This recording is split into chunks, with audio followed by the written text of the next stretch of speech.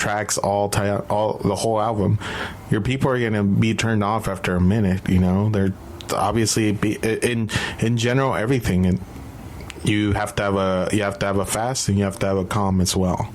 So this is definitely one of those tracks that just really, like you said, a filler track. So yeah. All right. Do you want to move to Teenager?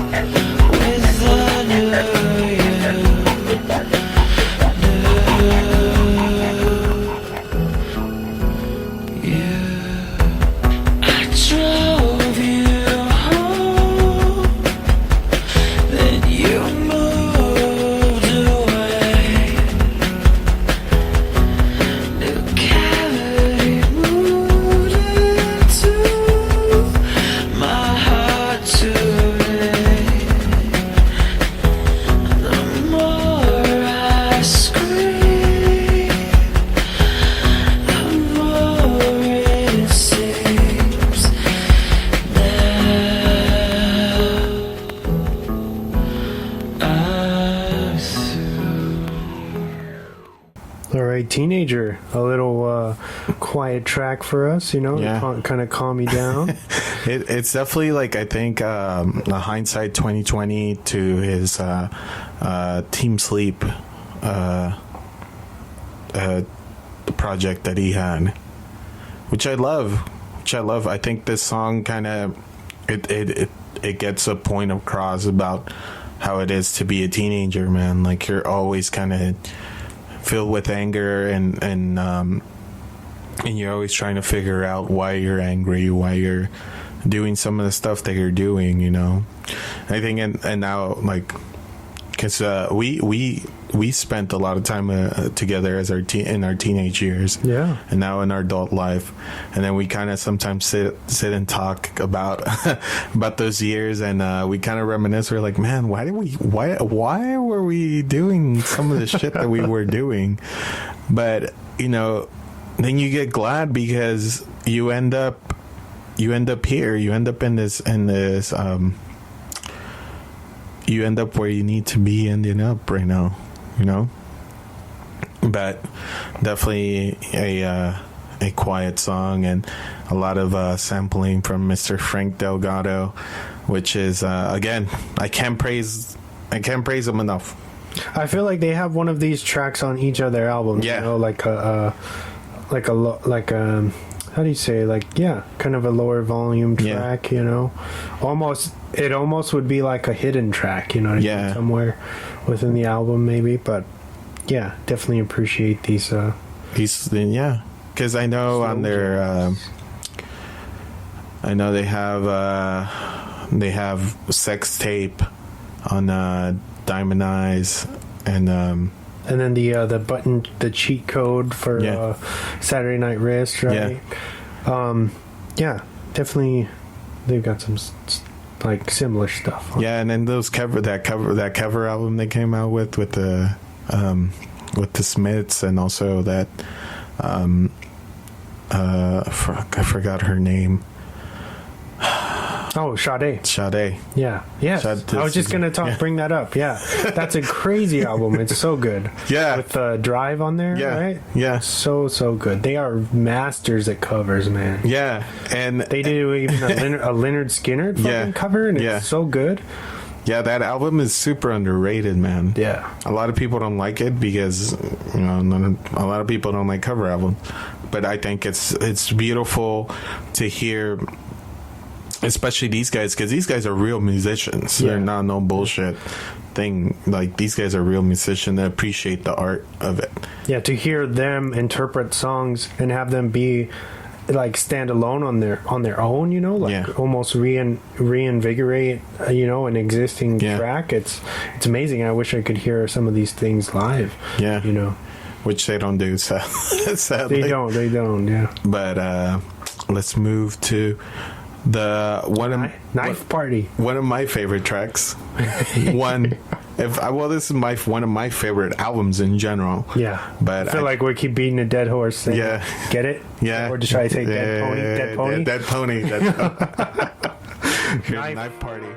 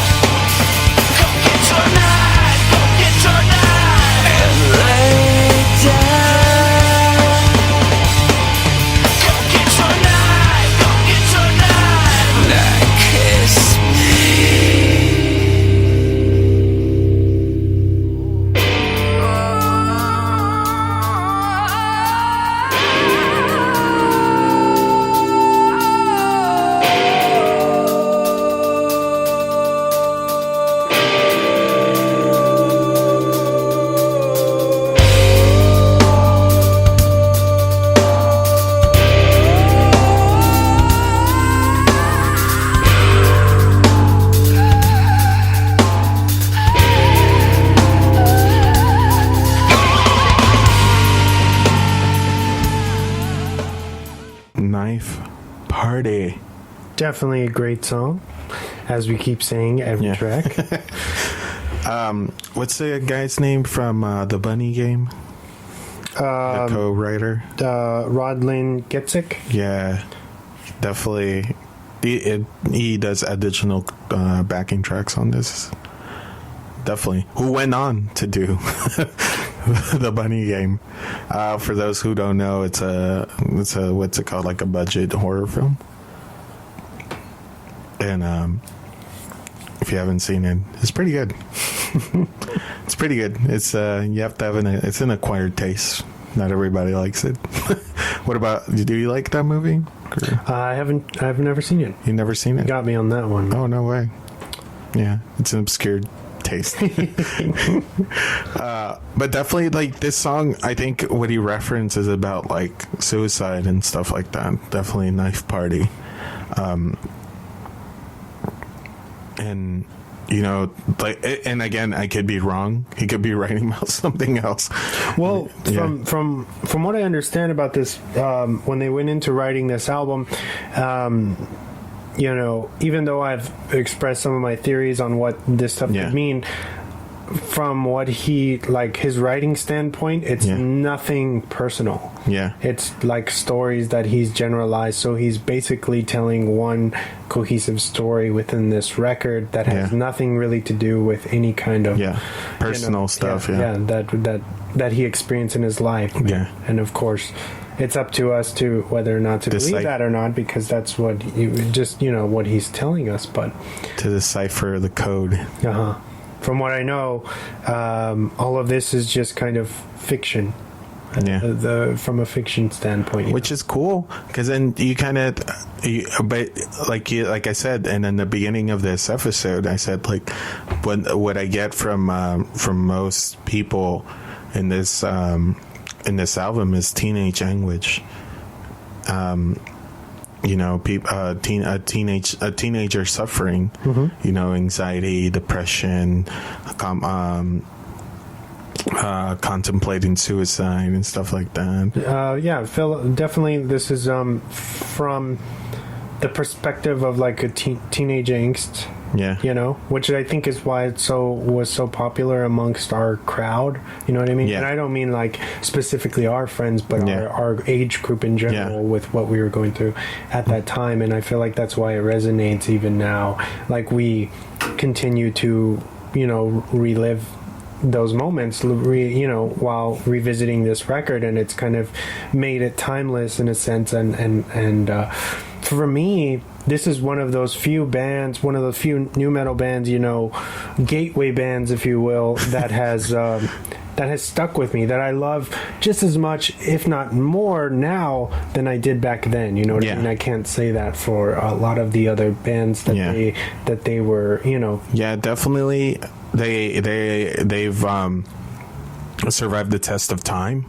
I think they resonate a lot, because I know, like, a lot of bands like Taking Back Sunday and Every Time I Die and all these other bands definitely this album definitely influenced most of their stuff, you know. If not all their stuff, you know, which they're a whole different like genre. But you know, like I said, like being a teenager is not a good sometimes it's not a good trip, especially when you have a bunch of people peaking around this time, and you know, whatever. But let's move on to one. I keep on fucking saying one of my favorite fucking songs. Passenger. I can't believe we're already at Passenger. It feels like we just started. Yeah, right, recording. But let's go into Passenger with my boy Maynard from Tool.